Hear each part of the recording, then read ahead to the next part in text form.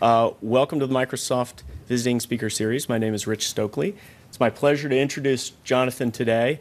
As a visiting speaker, Jonathan came all the way from building number 4.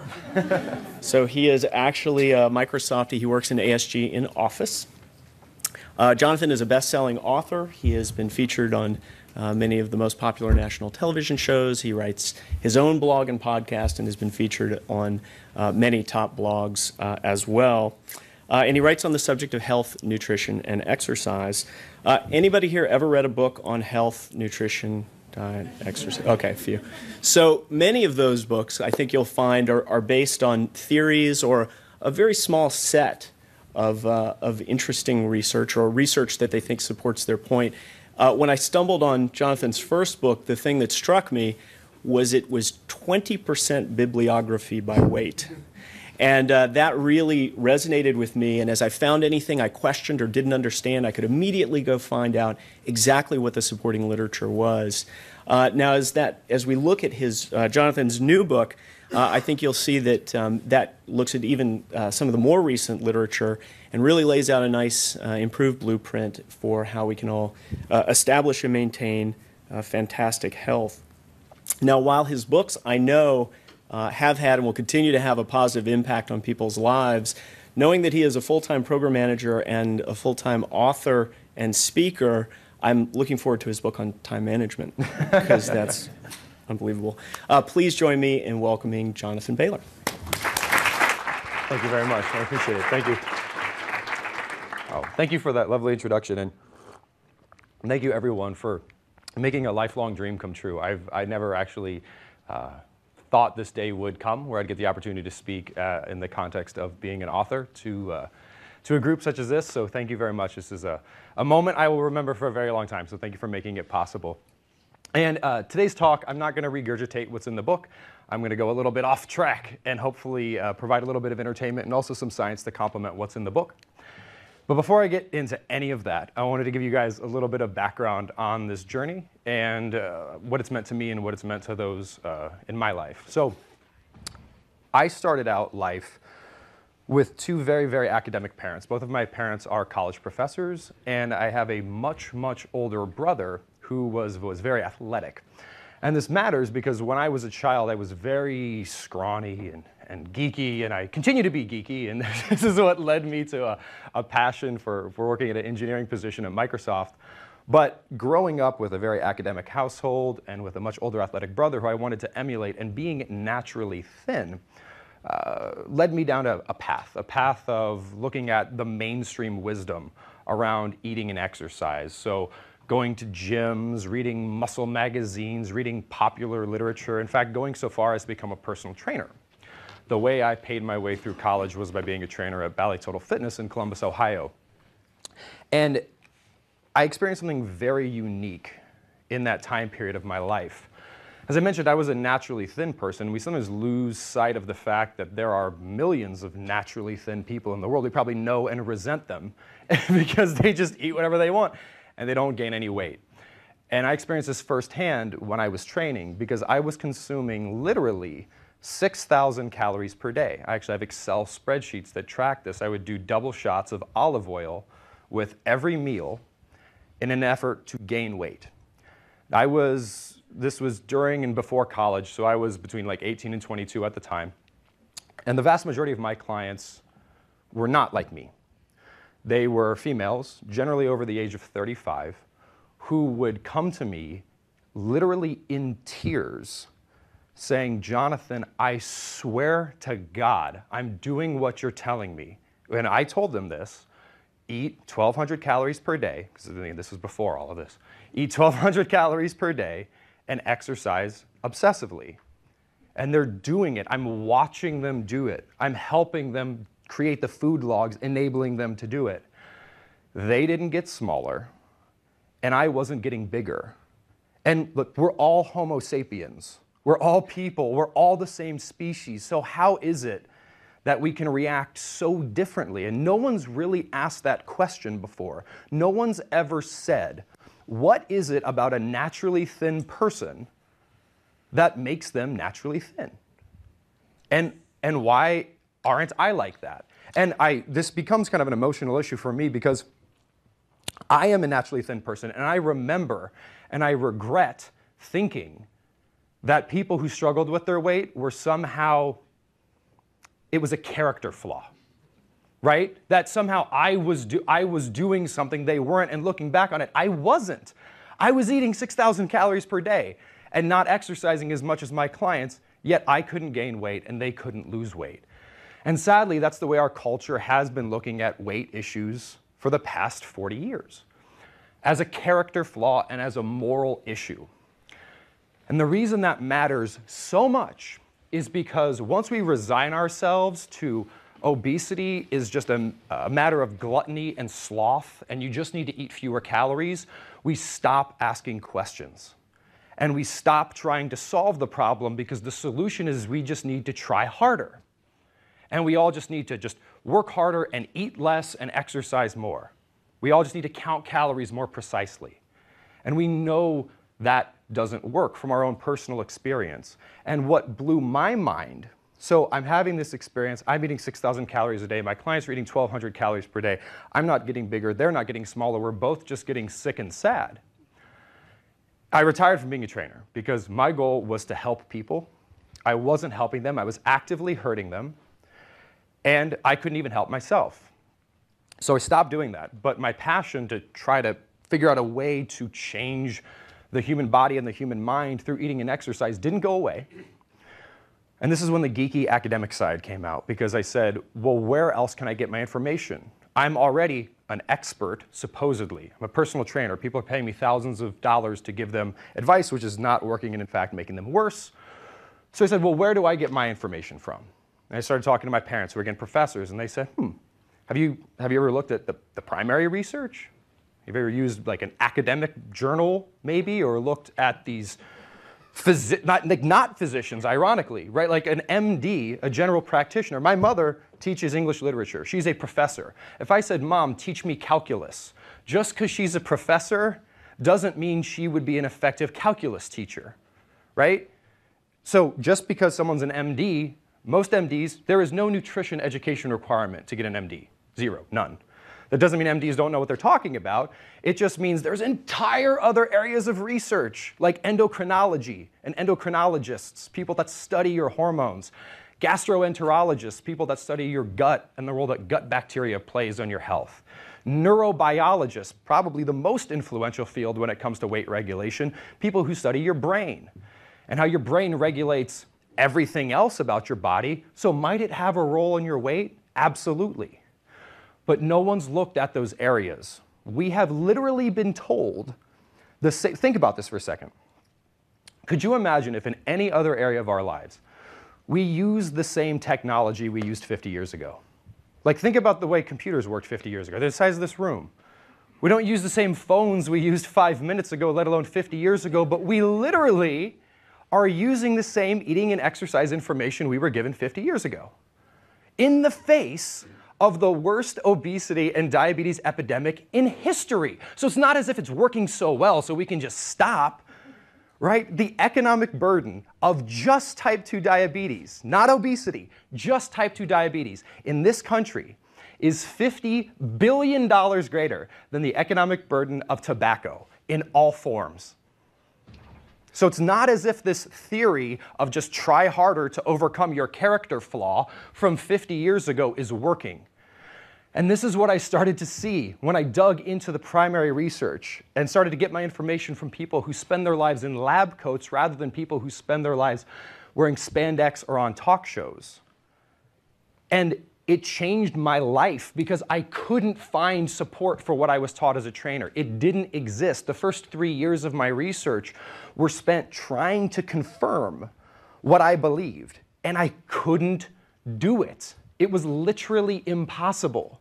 In fact, there has never been a study ever that has counted or looked at calories consumed and burnt and weight loss and confirmed the calorie math that we've all been taught. Every study that has ever looked at intake and expenditure and then the change in weight has disproven this calorie math we hear, where it's like if you eat 1 fewer almonds per day, you'll lose 20 pounds in 20 years because it's as simple as calorie math, right? Like, that has been proven false in every single study that has ever looked at it.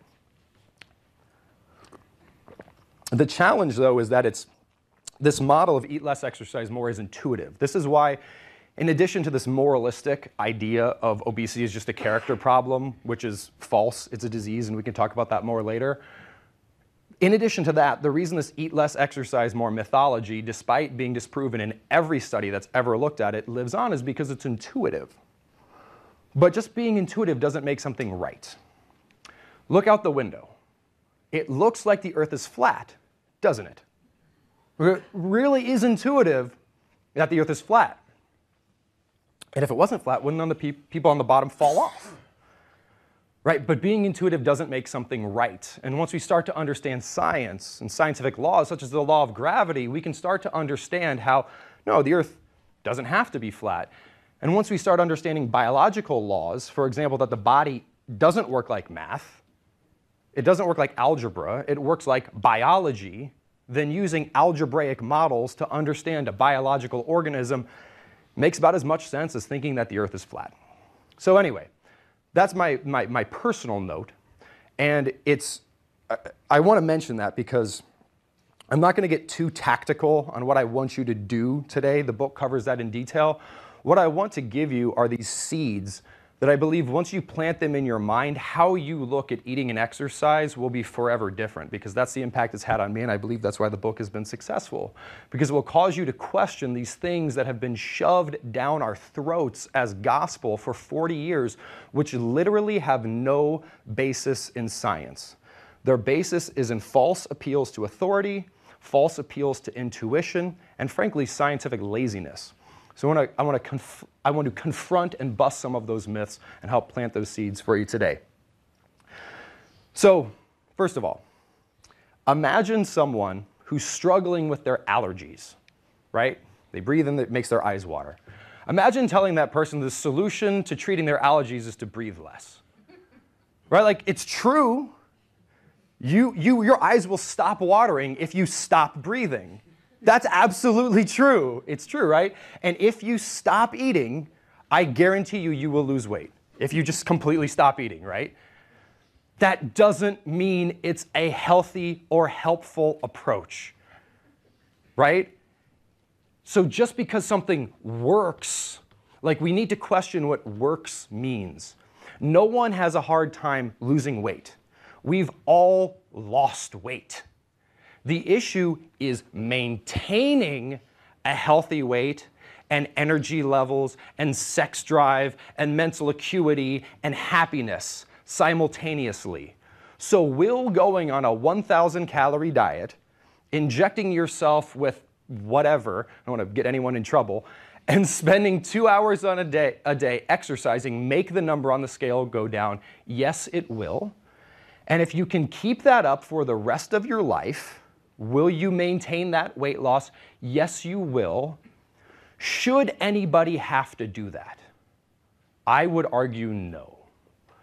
And science confirms that. And when we start to look at this problem like a quality issue rather than a quantity issue, allergies are not caused by the quantity of air you are taking in. Reducing the quantity of air you're taking in will make the symptoms of your allergies go away, but they don't cure the fact that you have allergies. Now, imagine breathing in a different quality of air, air that maybe doesn't have pollen in it. Well, then you can breathe as much as you want, and your eyes will stop watering. So we have to start looking at this as a quality problem, that's what we'll talk about more today, rather than a quantity issue. Telling someone to eat less, just eat less, is like telling someone to breathe less. You cannot be hungry for your entire life. And like, if you leave this talk with nothing else, you cannot have a happy life if you're hungry. You can't. So any weight loss approach that is predicated on you being hungry either has to fail because you will stop doing it, or it will fail because it will compromise the quality of your life. And if you're doing this to improve the quality of your life, why would you do that to yourself? So once we understand that just simply taking the diet that has made us either diabetic or struggling with our weight or having an autoimmune disease and just eating less of it, once we acknowledge that cannot be a viable option, then the only thing we have left to do is to change what we are eating rather than how much we're eating. This isn't to say that calories don't exist or that calories don't matter. It's only to say that you can't have to count calories, and that in fact the body is designed or evolved, depending on your belief system, to count calories for you. And that's what we'll talk about today. So I want you to break free from this. I want you to start to question everything you've been told for the past 40 years, because I promise you, and as you'll see in the book, it is not rooted in science. It is rooted in theories and a puritanical morality.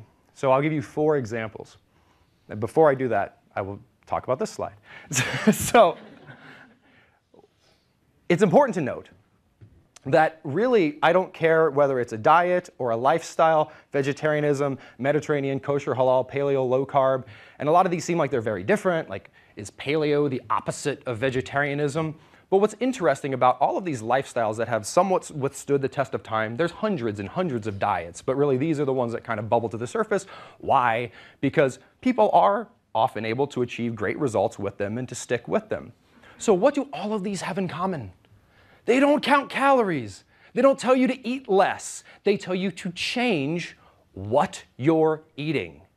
They're quality-based approaches rather than quantity-based approaches. And that's literally 15 years of my life. Here it is, summarized. It's about the quality of what you eat, and that will take care of the quantity of what you eat. It's not that quantity doesn't matter, it's that it's impossible to overeat the proper quality of food. You can't do it.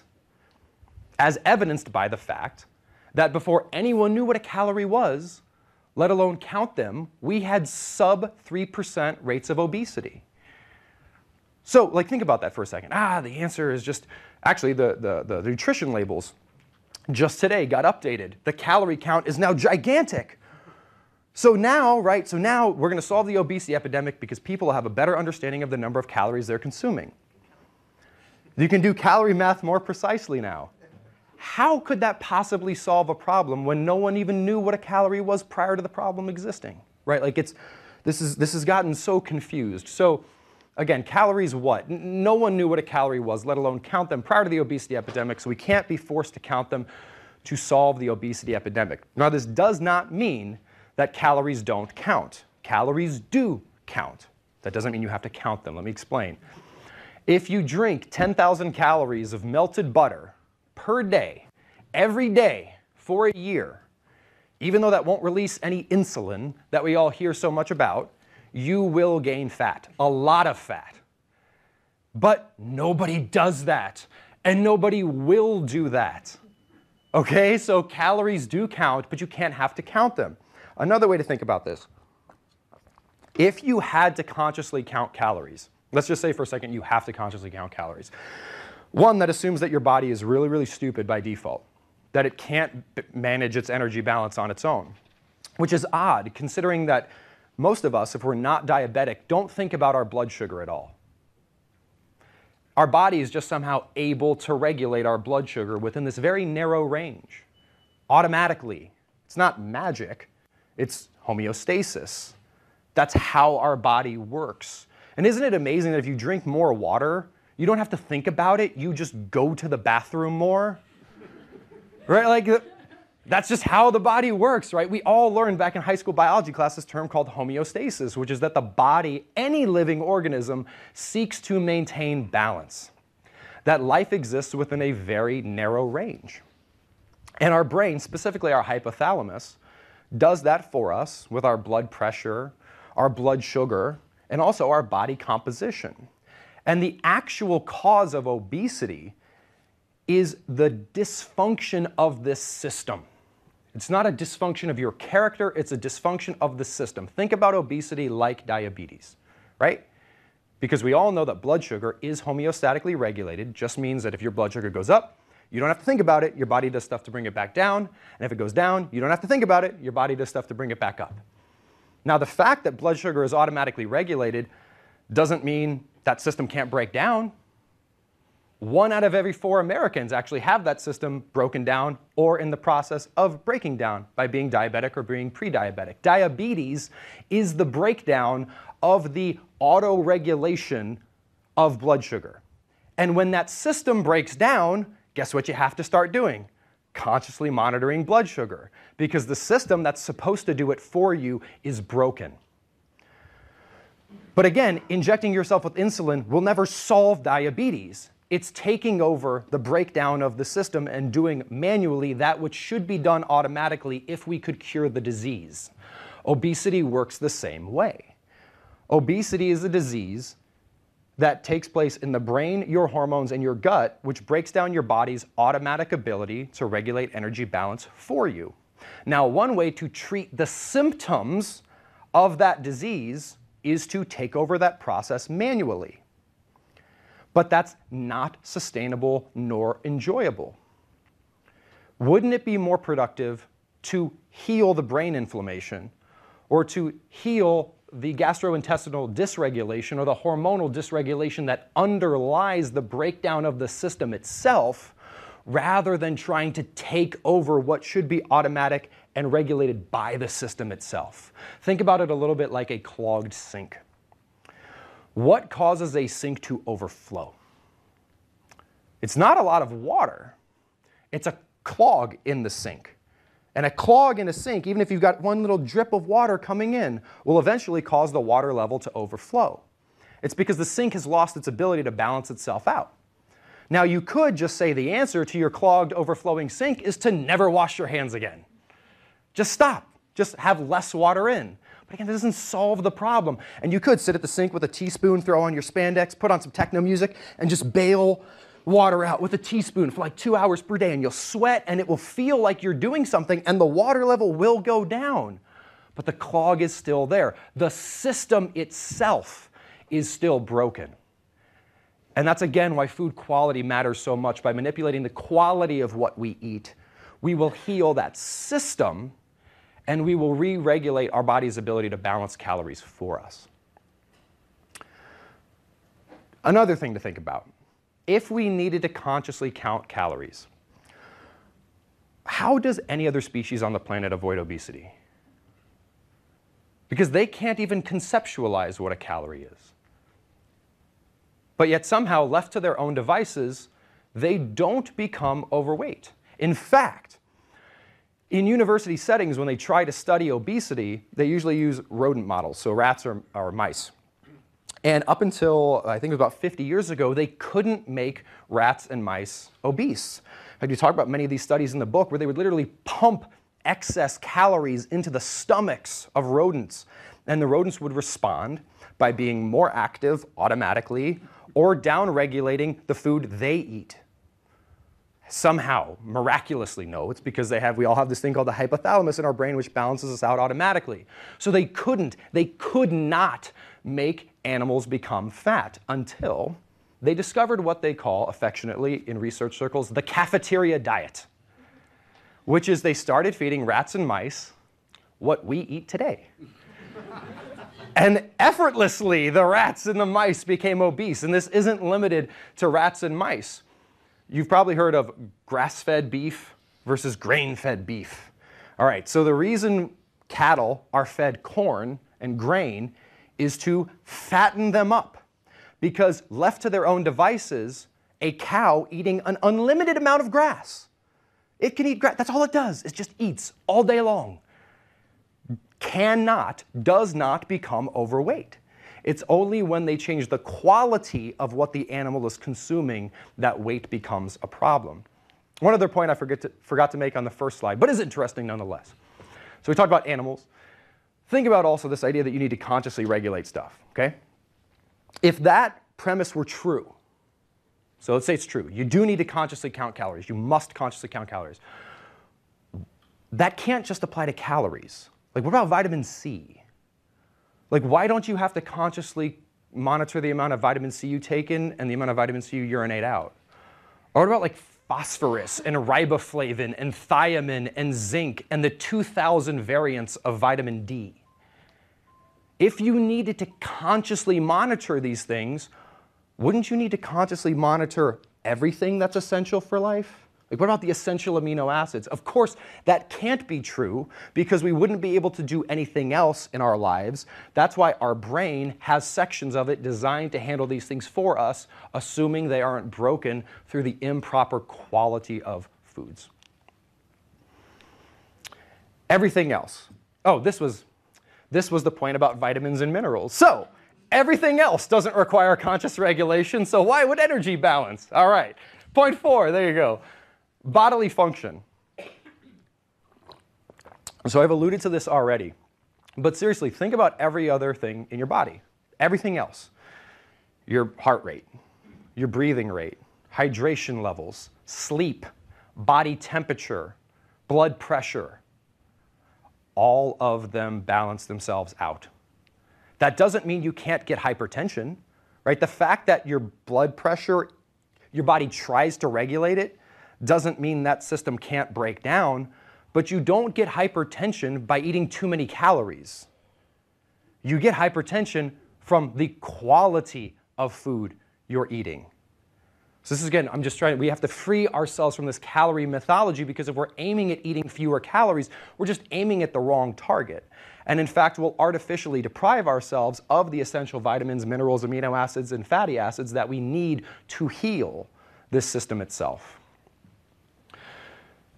Maybe most importantly, but this is a little bit pedantic and geeky, so I generally don't play it up too much, but it's impossible to count calories. It really is impossible to count calories. Counting calories in cannot be done. Let's imagine that you tried to actually count every calorie you consumed, okay? The way you would do this most efficiently and most effectively is you would only eat food that has the now bold and big font letter calorie counts on them. Okay, so you'd only eat those things because you need a precise calorie count. Even those nutrition facts labels, studies have been done, they're at most 90% accurate. So there's a 10% margin of error. So assume a 10% margin of error, even in the best case, most ridiculous scenario that no person would ever do. The average person consumes about 1 million calories per year. Okay? A 10% margin of error means you could, even in this ridiculous hypothetical situation, overeat 100,000 calories per year. But we don't see people like gaining 30 pounds of fat per year consistently, which is what overeating 100,000 calories should do. In fact, if you look at the data from our country, we are eating more calories than we ever have. In fact, in 2006, there was a study published at the University of North Carolina, Chapel Hill, that showed that actually the study itself wasn't from 2006, but it showed that from the mid-70s, when we as a country were relatively weight stable, to 2006, the average per capita consumption of calories increased by about 570 calories per person. So the researchers stopped and said, there you go, there's a cause of obesity, right? We're over-consuming calories, done, case closed. Wait a second. If in 2006, the average American is consuming 570 more calories than they should be consuming, or when we were weight stable in the 1970s, then between 2006 and 2014, if we are actually eating 570 more calories per person per day than we need to remain weight stable, you can just do the math.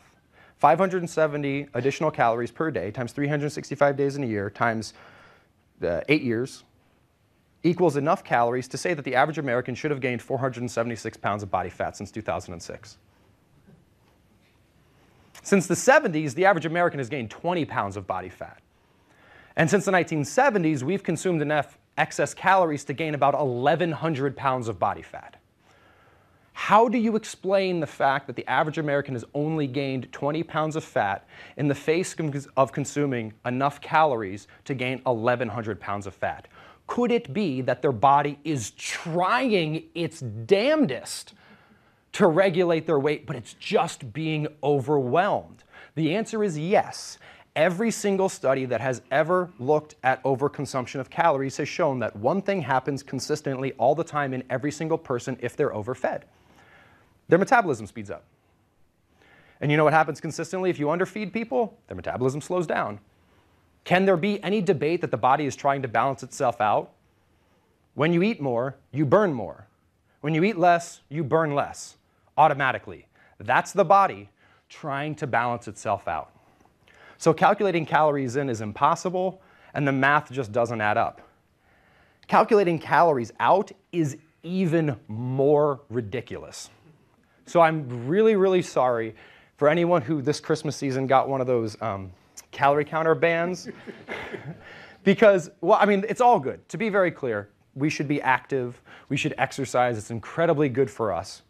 But chronic low-intensity exercise has been shown repeatedly, and even the New York Times has reported this, it's known in the mainstream, doesn't really help with rate regulation too much, because if you burn more, think about it like this. You go for a jog, you sweat more. What's that make you want to do? Drink more. You go for a jog, you burn more. What's that make you want to do? Eat more. Yep, body's trying to balance itself out. You got to change the system itself, not starve the system. So anyway, trying to calculate calories out. About 70% of the calories you burn throughout the course of the day has nothing to do with physical movement. Nothing at all. None, zero, zip. And in fact, the type of food you eat can drastically change calories out. In fact, there's been some amazing research done at the University of Illinois by a gentleman by the name of Dr. Donald Lehman.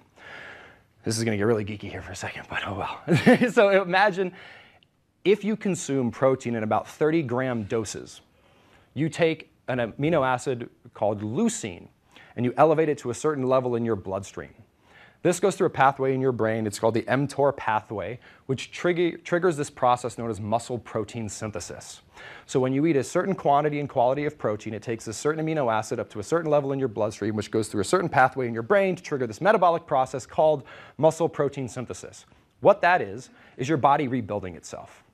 Every day, if fueled properly, your body can regenerate about 250 grams of you, literally rebuilding itself. If you do that, so if you eat, researchers are estimating, these 30-gram doses of protein, getting this amino acid up to the certain level 3 times per day, you will trigger this muscle protein synthesis. That process burns between 500 and 700 calories per day. Think about it like a growing child. Like there's a reason children can eat. They're growing. We can be growing too. We don't have to just be slowly dying.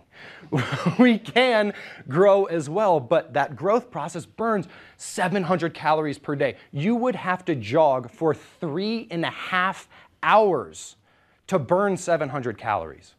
So simply manipulating your diet can cause you to burn more or less calories than you ever would unless you're Lance Armstrong through exercise. And nothing you wear on your wrist will ever tell you how many calories you're burning through muscle protein synthesis, at least not yet, or how much your liver is burning per day, which is about 500 to 600 calories. So again, just free yourself from this calorie counting mythology. It literally is like thinking the earth is flat. You shouldn't beat yourself up about it because it is extremely intuitive and it's what we've all been told, but it's wrong. It's intuitive, but it's wrong. And again, this isn't to say that starvation won't make you lose weight. It will, but that doesn't mean you should do it. Cutting off your left leg will cause you to lose between 30 and 80 pounds in an instant, and you will keep it off for the rest of your life. Permanent weight loss. But that doesn't mean it's a healthy or sustainable approach, right? And that's the question here. We need to revisit our goals. Our goal is healthy, sustainable, enjoyable fat loss, not weight loss, and robust health and robust energy. All right, so just how ineffective is this calorie counting mythology? So there was a 3-year study done in the International Journal of Obesity and Related Metabolic Disorders. And I like this study because there's a fairly large sample size and a very diverse group of people. This study showed that less than 1 in 20 people, or specifically 4.6% of individuals, are able to have success through this traditional calorie counting methodology. So it doesn't mean it can't work. It just means it works very infrequently. Now, to put into perspective how infrequently it works, the American Cancer Society performed a study on the long-term success rates of quitting smoking cold turkey and maintaining that habit of not smoking. That didn't come out right, but okay. The results of this study were shocking, and they were especially shocking because tobacco is the third most addictive substance in the world, trailing only heroin and cocaine. And if you're up on the most modern research, sugar is going to come up on that list pretty quickly because rodent studies are repeatedly now showing that sugar is more addictive in rodent models than cocaine. So sugar is going to come on this list here pretty soon, but I digress. So for now, tobacco is the third most addictive substance in the world. So the third most addictive substance in the world, what is the long-term success rate of individuals who try to quit it cold turkey? No help, no nicotine patches, no gum, no support group, just stop. No more cigarettes. 5.5%, which is low, but it's not as low as the success rate of just trying to eat less, right? And actually think about this for a second. Say we have a person, Tom. Tom has 100 pounds of excess fat on his body. Say 120 pounds of excess fat on his body. And let's assume that they're a pound of fat. We've heard this 3,500 calories in a pound of fat. Let's assume that that's true. So that means Tom has about 500,000 calories in his body. It's just waiting. I'm already here. I'm ready. I'm here. I'm your calories. 500,000. Yet Tom still gets hungry. Tom's brain still says to Tom, you need to eat some more calories. It's not because Tom is lacking willpower. How is a brain that is drowning in calories that are already in the body demanding more? And we start to see this again, like as a medical problem, as a scientific problem that we can investigate. These questions just become undeniable, and they cause us to revisit these models which can't possibly be true. But of course the question is then, like, what about these things? Right? What about, we've seen this all on television, the newest one where the girl is like, this is being recorded so I can't say what I really believe. But yeah, so we see this a lot. Now, the reason this happens, and the reason we all have friends, and maybe even us as individuals said, I count calories and I exercise a lot and it works for me. First of all, if it does, that's awesome. It works for 4.6% of the population, and if you're one of those 4.6%, that's awesome. You've achieved your success, and I'm delighted. I'm absolutely delighted for you. And I'm not saying that sarcastically. Like, if this works for you, please continue. What I am explaining is that the other 95% of us shouldn't lose hope. There's an alternate approach. So how do we explain things like this? It's the law of large numbers. It's very simple. At any point in time in this country, there's about 100 million people trying to count calories. You take a number that big and you have a 4.6% success rate, you're still going to get about 5 million people per year who are like, you need to eat less and you need to exercise more because you're lazy and you're a glutton. But that's false. That's false. It works for them. That doesn't mean it will work for everyone. So don't let the law of large numbers fool you. And also, don't think that this is too good to be true, because it's actually not. And it's actually the model that has been supported in science. This other model simply hasn't. One of my favorite studies, because it literally pitted this smarter approach of focusing on the quality of what you're eating, specifically eating foods that provide you the most of what you do need, vitamins, minerals, essential amino acids, and essential fatty acids. Those are the things that are essential for life. Things that are not essential for life are things like sugar and starch and trans fats. Those are not essential for life. So all we're talking about here is focusing on the foods that provide you with the most of that which is essential for life, and the least of which is non-essential for life, and not worrying about calories. It's just focus on essential nutrients and let calories balance themselves out as they have for the entirety of human history up until the previous or the current 3 generations, and as they do for every other species on the planet. So take this approach. So you have the traditional group that just said, work harder. They ate about a 60% carb, 15% protein, and 25% diet, which is about comparable to what most Americans eat. And then they did this traditional low-quality exercise. We don't have time to talk about exercise today, but again, exercise, much like eating, is about quality, not quantity, and it's about hormonal healing, not burning calories. Talk about it a lot more in the book. But they took the old approach to exercise, where exercise is just another way to starve yourself. It's just about reducing calories. So they exercise for 40 minutes a day, 6 days per week. So healthy, and this was clean. These are clean, like quinoa, oats, all the sexy carbs nowadays. And then they exercised for 40 minutes a day, 6 days per week. The smarter group ate a bit of a more balanced diet, focused on getting their carbohydrates more from fruits and vegetables, more protein, and actually a little bit less fat. And they exercised significantly less, about 40% less. At the end of the study, this harder group ate less, and they exercised for nearly 20 hours more than the smarter group. So they ate less, and they exercised more. Here's what the study showed. The eat more, exercise less, but smarter group lost over 100% more body fat. They gained lean muscle, which is one of the single strongest predictors of mortality, meaning that as your muscle wastes away, it's a condition known as sarcopenia. It's like osteoporosis, but for your bones. That correlates with early mortality much more strongly than excess body weight does. So we do not want to burn off our muscle tissue. So these individuals gained muscle while the individuals who starved themselves lost muscle, as we would expect. Specific to belly fat, individuals who ate more and exercised less but smarter doesn't mean they're pounding back butter. It just means they're focused on food quality and exercise quality rather than focusing on quantity, shrunk their bellies by 100% more. And in fact, they lowered their LDL cholesterol by more than 100%. And cholesterol is a whole other topic. But point is, they still lowered their LDL cholesterol more than 100% than individuals doing what we've all been taught and what I was taught as a trainer. So, not getting too deep into the how to do this and what I've been alluding to by manipulating food quality, but I just want to scratch the surface and encourage you to dig deep in the book. And also we have a syndicated radio show, which is totally free, which you can find on iTunes and Stitcher and on YouTube.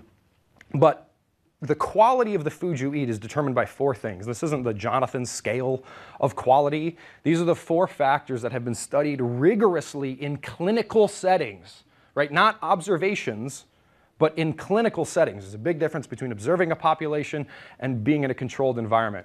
The 4 factors are satiety, how quickly a calorie fills you up, and how long it keeps you full. So for example, there's a popular brand of potato chip that tells us that once we pop, we can't stop. It's telling you when you eat these calories, they will make you hungrier, right? Light beer is you give me money, and I will give you calories that don't fill you up. That's what light beer is marketed as. So light beer and Pringles have low satiety. Whole foods found directly in nature, such as vegetables, fish, meat, nuts, seeds, low sugar fruits, have higher satiety. Aggression. This is how likely calories are to be stored as body fat based on how quickly they're released into our bloodstream and the hormonal response they cause. 500 calories slowly trickling into your bloodstream that doesn't jack up your insulin levels will be treated much differently by your body than 500 calories that dump straight into your bloodstream. Nutrition. This is the one we're most familiar with, but we have to think about nutrition from a quality perspective, or how many essential vitamins, minerals, amino acids, and fatty acids we get relative to nonsense, such as sugar. The best example of this is juice. Or actually, yeah, let's use juice. So juice has more vitamins and minerals in it than soda does. It does, absolutely. But it also has 30 grams of sugar per serving. Actually, an 8-ounce glass of grape juice has 50% more sugar in it than an 8-ounce glass of Coca-Cola. So yes, it has more vitamins and minerals, but taking a vitamin pill and dropping it in that 8-ounce glass of Coca-Cola doesn't make the Coca-Cola nutritious. Because we can't just look at the good stuff the food provides, we have to also look at the bad stuff. This is also why if I were to come to you and say, you see me eating a donut, and you're like, Jesus, Jonathan, I thought you were about nutrition. You're eating a donut, what's going on? And I said, okay, let me fix this, I got you. And then you see me eating 10 donuts. And I'm like, well, I'm getting 10 times the nutrition if I eat 10 donuts, right? No, because we all intuitively know you're getting 10 times as much garbage as well. So you have to look at the good relative to the bad, not just the good. Finally, efficiency. This is the one that's least well known in the mainstream, and this has to do with how easily our body can store calories as fat. For example, fat, when you eat fat, can be stored as fat quite easily by your body. That doesn't mean it makes you fat. In fact, one of the biggest myths in the world, other than you have to count calories, is that eating fat makes you fat. Eating natural fat doesn't make you fat, it makes you full. But we can talk about that later. Efficiency, but protein, for example, protein is not a source of energy for your body. Carbohydrate and fat are the primary sources of energy for your body. Protein is a structural component. Because of that, protein calories can't really be stored as fat very efficiently, not to spend too much time, but if you do eat a lot of protein and you have excess protein, more than you need to trigger muscle protein synthesis or repair tissue, things like that, you eat your protein, goes into your stomach, leaves your stomach as amino acids. If you have more amino acids than you need, it will go into your liver. There's a process called gluconeogenesis, glucose, new, genesis, creation, aka the creation of new glucose. It will take amino acids and convert them into glucose, which is blood sugar. If you then have more glucose in your bloodstream than you need, then your body has to do this other process that takes glucose and turns it into triglyceride, aka body fat. Every single one of those processes burns a hell of a lot of calories because it's a chemical reaction and it takes energy to perform chemical reactions. So eating protein, for example, even if you were able to eat 300 calories of protein and you didn't need it, the most protein that could be stored as body fat in a 300 calorie dose of protein is about 100 calories, because the other 200 would be burnt off, turning it into body fat. It's like metabolic alchemy, and it's a very inefficient process. This is why studies which isocalorically increase protein, aka take a group of people, feed them 2,000 calories, take another group of people, feed them 2,000 calories, give these people 30% of their calories from protein, and give these people 15% of these calories from protein, the group that eats more protein will consistently burn more body fat. Why? Because they're burning more calories simply through these metabolic processes. Anyway, that doesn't mean you should eat 100% protein. It just explains why diets higher in protein work so well. One of the reasons. Now, to simplify this, you want to eat satisfying, unaggressive, nutritious, and inefficient calories, which you don't need to remember. All you need to remember is water, fiber, protein. Because sane, healthy foods are high in water, fiber, and protein. Water, fiber, protein. Water, fiber, protein. Unhealthy foods, low-quality foods, are dry, low in fiber, and low in protein. So think way more of these foods that provide us what's essential, way less of what's not essential, and those foods are in order of volume.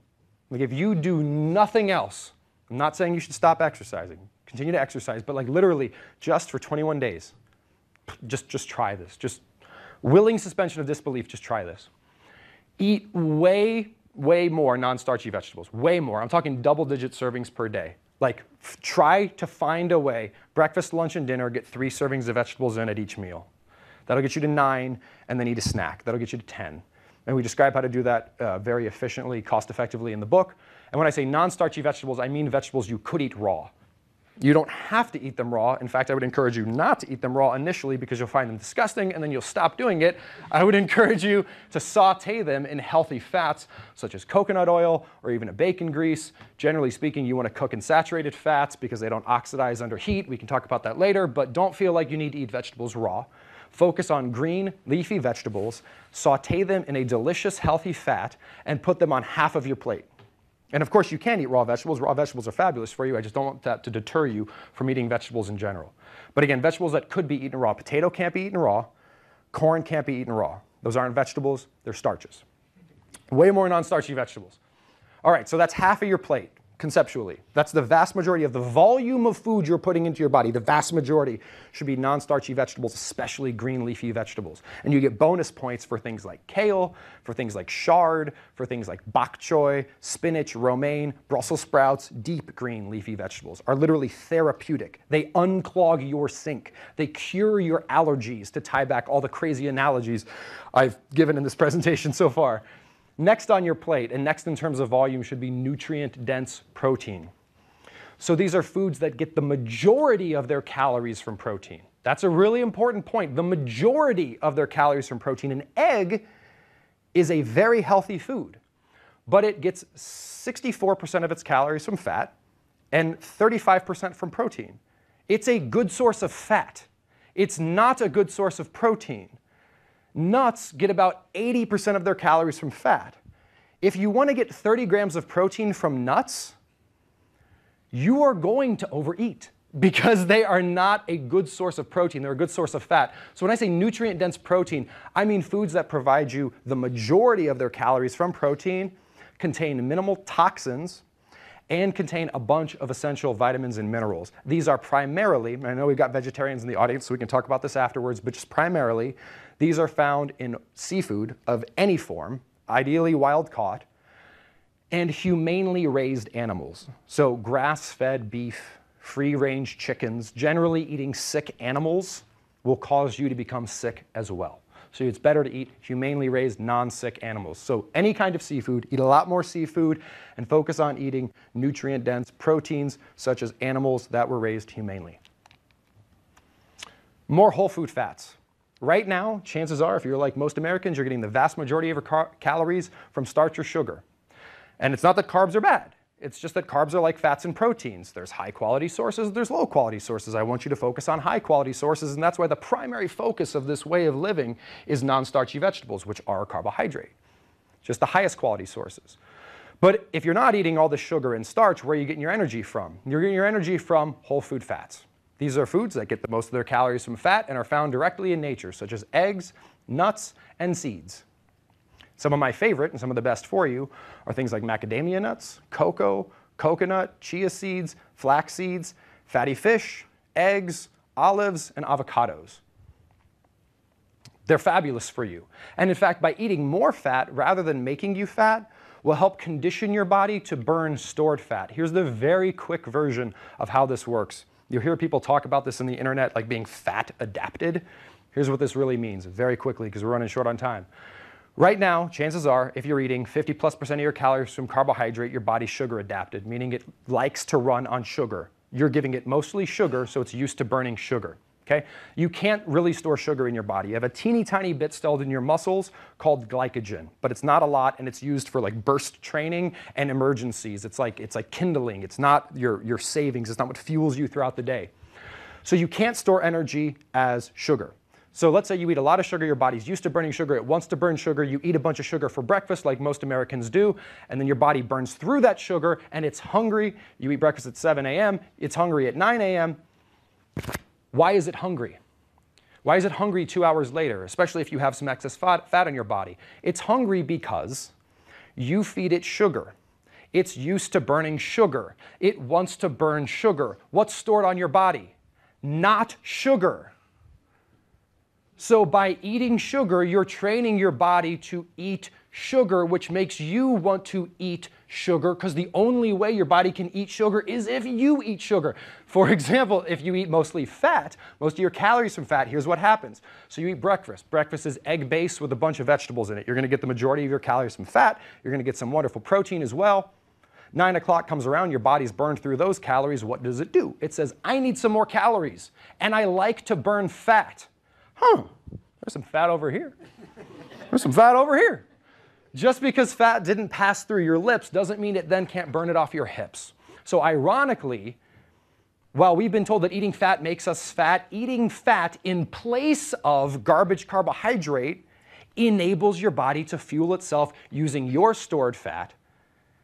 And this is really, really transformational, because what people then start to experience is when they start eating this way, they experience what the research community calls a spontaneous reduction of caloric intake, which just means they unconsciously get full on an appropriate number of calories.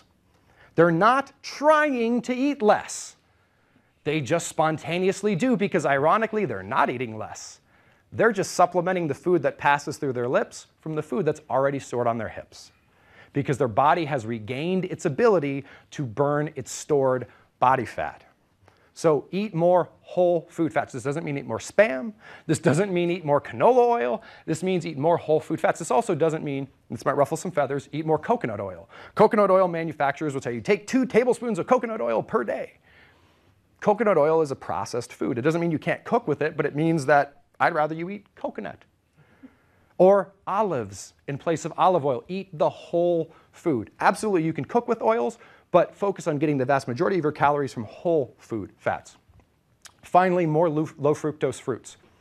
So this is going to make some people in the audience sad, but the fruits that we mostly eat in this country, as one would expect based on the health and fitness outcomes we have in this country, are the very fruits that are highest in fructose and the lowest in vitamins and minerals, such as bananas, grapes, and apples. What you really want to focus eating more of are berries and citrus fruits, blueberries, raspberries, blackberries, strawberries, as well as oranges, lemons, limes, and grapefruits. These are the fruits that maximize essential vitamins, minerals, amino acids, and minimize sugars, especially things like fructose, which cause all kind of crazy neurological dysfunction in the brain when taken in excess. So you do that in place of processed fats, such as trans fats, seed oils, vegetable oil, Spam, and in place of sugar and starch. So you actually eat more because these water, fiber, protein-rich foods are packed. They're huge. The volume of spinach you would need to eat to consume 300 calories is huge. But I want you, you'll know you're doing this correctly when you eat between 2 and 4 pounds of food per day. Which I know sounds silly, but if you actually look at our ancestral records, that's what people ate back in the day. Because when you don't have calories jammed down into these sugar, starch, trans fat bites of death, then the food you're eating is big, and your shopping cart will be big, and your refrigerator will be overflowing, and your freezer will be overflowing, but your cupboards will be relatively sparse. Because foods high in water, fiber, and protein often need to be refrigerated or frozen. You'll also find these on the perimeter of your grocery store rather than the middle of your grocery store. You'll also find them in nature. Which, all of this science, it's crazy because you look at all this science and it just gets back to doesn't it kind of make sense that the things you find directly in nature are the things that we run best on, considering that they were only things available to us when we evolved? Or even if you don't believe in evolution, wouldn't intelligent design dictate that it's much more intelligent to design a creature that can live best off the things that are available to it rather than things that have only been available for the past 15 years? It just makes sense. So things look like this. It's delicious. We all do this. We've all eaten eggs for breakfast, unless we're vegetarian. We'll talk about that later. But we've all eaten eggs for breakfast, and that's what I would encourage. Eggs with vegetables for breakfast, omelets, frittatas. You can make smoothies using things like chia seeds and flax seeds and cocoa and coconut. You can throw some green vegetables in the smoothie with some strawberries and some citrus, and it's yummy. And for lunch, it's just like what you're already eating, except you take the sandwich off the bread, or you get the Thai food without putting it on top of rice, and you eat all of the main dish except half of the main dish and half rice. And for dinner, you can eat lasagna. Just make it with eggplant noodles instead of regular noodles, or use spaghetti squash instead of spaghetti. Just eat more of the non-starchy vegetables and more of the chicken or steak rather than using things like rice and pasta and rolls as filler. I have not ever met anyone who has left a restaurant and just been like, oh my God, that rice was so good. Right? It's used as filler. We all work at Microsoft. We all have the means. We can do this. We can enjoy the most delicious, healthy, nutritious foods on the planet. And it's wonderful. And if you just eat more of it, you'll be healthier as a result. And it's not about being perfect. This isn't a diet. This isn't you have to do this all the time, and if you fall off the wagon, you're dead. No, not at all. Think about your sink again.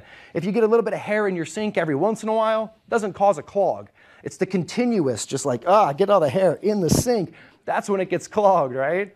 So it's okay. You want to have a birthday cake at birthday? It's your birthday. That's totally fine.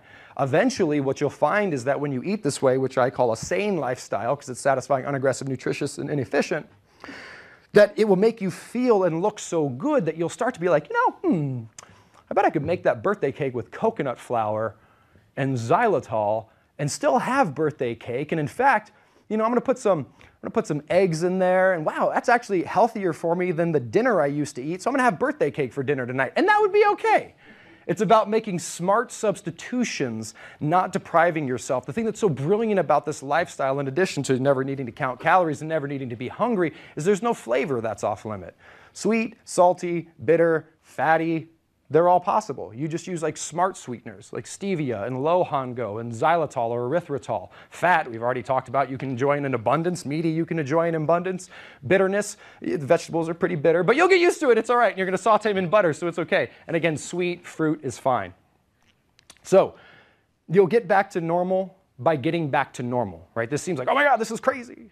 But again, this is how people ate prior to the obesity epidemic, right? The solution to ending the obesity epidemic is not to count calories more precisely, as evidenced by the fact that no one knew what a calorie was, let alone count them prior to the obesity epidemic. The solution to the obesity epidemic is to stop doing the things that caused the obesity epidemic, which is eating non-food, processed products. Any culture, anywhere in the world, always, when they shift from their traditional diet that kept them healthy and slim without knowing what a gym was or knowing what a calorie was, and they start eating Pop-Tarts for breakfast, Lunchables for lunch, and microwave pizza for dinner, they become sick and diabetic. And it's not because they're eating more meat or this or that or the other thing. It's because they're not eating food, they're eating edible products.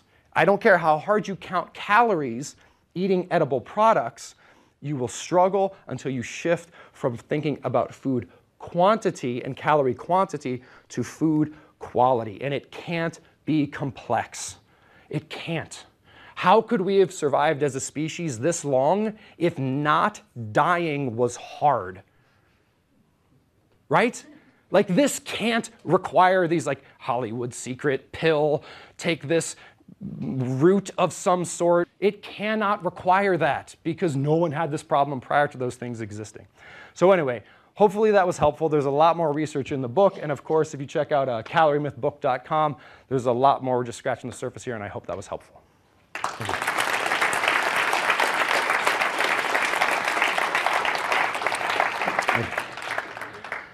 And do we have time for questions? Cool. How much time do we have for questions? 15 minutes? OK, cool. Sure. And do we have mics for the questions? No mic. OK. Yeah, and I'll repeat the question. To be fair, do you guys mind lining up in the aisle, and I'll go in order? Because otherwise it's hard for me to pick who's first. Because they're good. Never mind. OK, you can stay seated. Because if you burn more calories if you stand up. I'm just kidding. OK, so no, go ahead, brother. What about dairy, milk, yogurt? Yeah. Question is, what about dairy? So dairy is much like other food groups. I would focus on. I'm sorry. Oh, thank you. Dairy, you want to focus on sources of dairy. One, you need to evaluate whether you personally do well with dairy. Some people don't have the enzyme lactase, and if you don't have lactase produced by your body, you aren't going to do well with dairy. So just test with yourself. That said, there are sources of dairy that provide you more of like an essential amino acid, such as like a Greek yogurt or a cottage cheese, as compared to a traditional yogurt that's going to provide you with way more sugar. So if you are going to eat dairy, I would recommend focusing on dairy that provides you with the most protein and the least sugar. So things like Greek yogurt and cottage cheese. And then there are things like whey protein and casein protein supplements, which are dairy-based, which a lot of people can do well with. Is that cool? Yeah. OK. What's your take on cleansing your body to sort of start afresh? The question is what do I think about cleanses. I think so popping up a level, anything you do that actually helps you is good. And anything you do that makes you feel worse is bad. I know that sounds stupid, but like I get a lot of questions of like, what do you think about this? And like if you do a cleanse and it makes you feel great and it makes you want to then, after 7 days, eat this way, I would say absolutely do it. If a cleanse makes you think, I can eat like garbage 21 days out of a month, and then for 7 days cleanse my body out, like that would be a bad approach to cleanses. So if a cleanse is a kickstart to eating this way, yes, but you can't cleanse forever. So I would just focus on what is the cleanse doing to help you achieve long-term lifestyle change, and if it helps you achieve long-term lifestyle change, then I'd recommend it. If it doesn't, or if it's used as like an excuse to eat processed starches and sweets and trans fats, then I would recommend against it. You're saying it's mental. I'm sorry? The cleanse would be mental then? Is that what you're implying? There is not a lot of peer-reviewed scientific research that says that cleansing and then eating this way would yield dramatically better results than just eating this way. Make sense? OK, so I don't know who's next. Sorry, go ahead. What about, what you're saying makes a lot of sense to me. And but what about the role of genetics? Like you see a family, I have this in my family, where we've led really different lives, but we look almost identical. and with weight problems, Yep. other metabolic Yes. problems. So no, thank you for bringing that up because it's very important. It's very important. Research is actually quite clear in the area of genetics, and that genetics are about 45 to 75% of your body composition. That's relatively cutting edge. What is not as cutting edge and is more common sense in the medical community is that there's 3 basic body types: ectomorph, which is generally taller and skinnier; mesomorph, which is right in the middle; and endomorph, which is a little bit heavier. Think about this like a football team. Even if you're not big into American football, you can usually empathize with this analogy. There are those people that are like very skinny and fast. They're called wide receivers. And then there are people who go like this right before the play starts, and they're gigantic. Those are called linemen. Like if you look at a high school football team, they all eat basically the same, and they all exercise the same. Yet somehow there's nothing this 300-pound guy can do to make himself look like the sprinter over here, right? So about 45 to 75% of this is genetically predetermined. That doesn't mean we can't become the optimal version of ourselves. It just means that, for example, like a lot of the people that we see in the media that have six-pack abs have a strong genetic predisposition to be able to visibly display their abs. And just like no matter how hard I try, I cannot be 6'3". I can't. Like I can't just try harder to be taller. That doesn't mean I can't nourish my body appropriately when I'm growing up so that my bones will grow as large as they can grow. But the key distinction here is that yes, there is a strong genetic component, and we need to hold ourselves relative to ourselves. So think back to when you were at your fittest. Usually it's the end of high school, early college. And fortunately, we are the generation that can remember this, because today's kids won't even be able to remember this because they're overweight under the age of 5, which is a whole other thing, which is heartbreaking. But whatever. Think about when you were your fittest. Try to get back to that, and what you'll actually find is you will get back to that without trying if you just eat this way. But don't think about how do I look like Joe Smith, extreme exercise DVD guy. Don't think about that. I'm gonna go this side of the room next. Sure. So I've moved away from cooking and flavoring stuff with butter to olive oil. Now, which way would you recommend? Frying eggs with butter versus frying eggs? It depends on if you're using it hot or cold. So if you're cooking, if you're heating it, you should use healthy saturated fats, such as butter, coconut oil, beef tallow, bacon drippings. The reason for this is the saturated fats are more stable under heat. If you take something like an olive oil or a fat that's liquid at room temperature and you heat it, what you essentially do is you turn it into a trans fat. So olive oil, which is healthy olives are healthier, but olive oil, which can be a healthy salad dressing, for example, when heated, turns into a trans fat. So you don't want to cook with olive oil. You want to cook with saturated fats. And if you want to put dressing on a salad, using an olive oil and a vinegar rather than trying to take coconut oil and rubbing it on the leaves is probably a fine approach. Very cool? Yeah. How many times have people come back to you and said, Jonathan, I've done everything you've said to do in your book and it doesn't work for me? You would be the first. I'm not saying that's okay. I'm just asking if that's... Yeah, well, what I experience most often is people will say, Jonathan, I've done everything you're saying and it hasn't worked. And I say to them, how many servings of vegetables have you eaten today? And they'll say 2 or 0. Because what most people find is that eating more protein is easy. It's delicious. And eating more fat is easy. But until someone can take a week and consume 12 to 15 servings of non-starchy vegetables, at least 6 of which are green, for a week consistently, that's not an easy thing to do. When you first get started, it's like trying to become a vegetarian. It's not easy to begin with. But if you can do that, I have never had someone come up to me that actually eats double-digit servings of non-starchy vegetables, protein in 30-gram doses about 3 times a day, 3 to 5, and whole food fats, and occasionally low fructose fruits in place of these other things, and doesn't achieve the results we're describing here. Yeah. Oh, okay. If it happened or not. Yes. Does that answer your question? It does. Okay, cool. Yes. Back to when you were talking about protein being transformed into glucose by your liver, is it possible to eat more than that 30-gram serving and have your body, even though you're eating a lot of protein, still run off of that sugar that it's getting transformed into? So, yes. Protein, so the question is, did I not, and I didn't repeat your question. Sorry, the last question was, has anyone ever done this and it hasn't worked?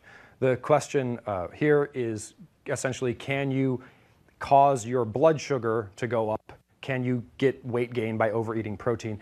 The answer is yes. It's very hard to do, though. It's very hard to do. The only way to really do it would be through protein supplementation, because, for example, if you were to try to do this with even the most concentrated sources of protein, like a can of tuna fish is one of the most concentrated sources of protein in the world. It's like 91% protein.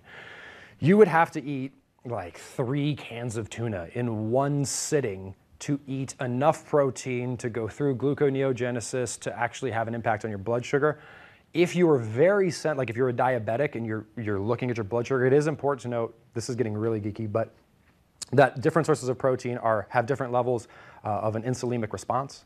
So dairy protein, especially things like whey, has a huge insulin response. This is why bodybuilders use it a lot, or athletes use it a lot, because insulin isn't bad. Excess insulin is bad. In fact, if you don't have enough insulin, you die. It's called type 1 diabetes. So insulin isn't bad. It's excess insulin that's bad. So dairy forms of protein generally have a higher insulinic response. Overeating protein is very, very difficult, especially if you're eating vegetables, but it can be done. Oh, okay. Yes. I'm a distance runner by avocation. And obviously, since I burn more, I need to eat more. But do I need to rebalance that 40-40-20 or just keep the 40-40-20, just eat more of it? I would, especially for endurance athletes, 2 things. I would recommend reading the book, The Art and Science of Low Carbohydrate Performance by Jeff Volek and Steve Finney. They're doing some very cutting edge research at Duke University Medical Center and other places, which is to, traditionally endurance athletes have been told to like take glucose packets and carb up. But remember, you can only store about 1,800 calories of glucose on your body. So, exactly. Whereas you can store lots of fat on your body, right? So if you really want to be an ultra endurance athlete, I would highly, highly recommend going out of your way to consume more concentrated sources of healthy fats, such as macadamia nuts, cocoa, and coconut. And the great news is, like, if you're going on a long run, you can put 1,000 calories of macadamia nuts in your pocket very easily. So does that help? Yep. And sorry, the question was, I'm an endurance athlete. What do I do? And that was my answer. So sorry. Yes. One more question? Oh, one more question. Oh, no. Oh, man. Okay, whoever stands up next gets the next question. 2 more questions. Okay. You can go first. I listen to your podcast, so I know that you have lots of friends in the paleo community. They respect you, you respect them, but your eating sort of recommendations aren't exactly the same. And I'm thinking things like raw spinach and raw kale, peanuts, whey concentrate, and like even eggs. Yeah. So what guides you in your food choices and recommendations, and like how do we make this sense of sort of these very complementary kind of approaches, like lifestyle choices? So the question is basically, how does what I'm saying jive or not jive with a paleo type lifestyle? Is that fair? Sure. Yeah. And how do I, like, and so another way to think of the question is, a paleo lifestyle is guided by a principle. The principle is, by eating the way our ancestors ate, you will be healthy. That is the underlying principle of the paleo lifestyle. And it is by and large true. The principle that underlies what I'm recommending is eat foods that provide you with the most of that which is essential and the least of which is non-essential, and that will maximize your health. And those 2 circles overlap immensely, but there are some exceptions, like the paleo diet. Also, the paleo diet is predicated on helping people to heal autoimmune diseases, whereas this lifestyle is not, that happens, but it's not the goal. It was not designed to do that. The biggest outliers, the biggest differences you'll see between the 2 lifestyles is paleo lifestyle will say it is okay to eat certain forms of starch as long as they're found in nature, as well as sweeteners such as honey, because they're found in nature. Now, the paleo, to me, if you wanted to just like pick a diet, the paleo diet is the diet I would recommend, without question, without question. That said, the barometer that if our ancestors ate it or if it's found in nature that we can stop there is an inadequate bar, because tobacco is found directly in nature. Sugarcane is found directly in nature. There's a lot of things. Snake venom is found directly in nature. So what I like to do is say, okay, start with the baseline of, like, the default hypothesis is if it exists in nature, cool, like check. Now, is it satisfying? Is it unaggressive? Is it nutritious? Is it inefficient? AKA, is it higher in water, fiber, and protein than some other options I could be eating? If the answer is yes, then I'd be like, yeah, that's a good choice. And then, of course, there's this other track here where it's not found directly in nature, but it still is sane. And this is just kind of a joke. I mean, I'm speaking at Paleo FX in a few weeks, so like, again, all respect to the paleo community completely, but like, we didn't have blogs back in the day. But like paleo people blog all the time. So just because it's modern also doesn't mean it's bad. And the real hardcore paleo folks like Rob Wolf, Chris Kresser, like they all say the same basic thing. It's like, you know, Chris is like, dairy works for some people. His whole book is about those customizations. So does that answer your question? Kind of? Kind of. Kind of. But no, I just was more specific, like peanuts, are they inflammatory? Like, or you know, okay, do I keep my raw spinach casein smoothie or, you know, whey smoothie in the morning? Is it going to spike my blood sugar and cause me, I don't know, like hypothyroid problems or something like, you know, because they've got very specific. Yeah, so my personal, so I believe the paleo diet is a therapeutic diet for people with autoimmune disorders. People spent a lot less time thinking about what they were eating. And in fact, like my great-grandmother, back in the time when we had sub 3% rates of obesity, they ate cookies, cakes, pies, dairy, they ate all that stuff. And they had dramatically lower levels of disease than we do today. So I personally believe it's very easy to become what's called orthorexic, which is you start to spend so much time thinking about what you're eating that the pursuit of health becomes unhealthy. So that's why I really like non-starchy vegetables, nutrient-dense protein, whole food fats, low fructose fruits, in that order, and you'll be fine. Cool. And I believe there's a right there. Vegetarian diet, what protein sources do you recommend? Because they very often seem to be combined with carbohydrates. Yes, great question. I'm glad we got to cover it. So the question is, for a vegetarian diet, where do I get my nutrient-dense protein sources from? So a vegetarian diet can be a more challenging diet to eat this way on. That doesn't mean it's impossible. What I would highly, highly, highly recommend is this, and this is gonna sound bad, but you're gonna have to almost write off getting your protein from what you've been told to get it from, beans, soy, rice, things like that, because like soy is 70% carbohydrate by weight, beans are 70% carbohydrate by weight, nuts are 80% fat by weight. So if you try to get a 30-gram dose of protein from those sources, it's literally, you can't eat that much food. So what I would recommend for most vegetarians is focus a couple things. Get pea, hemp, or rice. Get a pea, hemp, or rice protein supplement, just straight out of the gate. I would also get an amino acid supplement. And then I would say, so that's step one, and that covers your protein. Then with your meals, I would highly recommend shifting more vegetables, more fruits, and more plant fats, like nuts and seeds. I mean, most of the healthy fats I mentioned were all plants, and that can be the bulk of your calories, rather than getting the bulk of your calories from soy, corn, wheat, a lot of the things that a lot of plant-based products are made out of are some of the least nutritious foods and have now been so genetically modified and hybridized that they're really, really bad. So in 3 steps, one is use hemp, pea, or rice protein supplementation as well as an amino acid supplement to take care of the protein requirements, and then focus on getting the bulk of your calories from whole food plant fats rather than starches. Does that help? Okay. Cool, and I personally will stay around to answer more questions. Is it just that we can't videotape them, or what? Is it, can I answer more questions? Or? We're going to have you stay up here and sign books. Okay. And thank you. Cool, thank you so much. Thank you, everyone.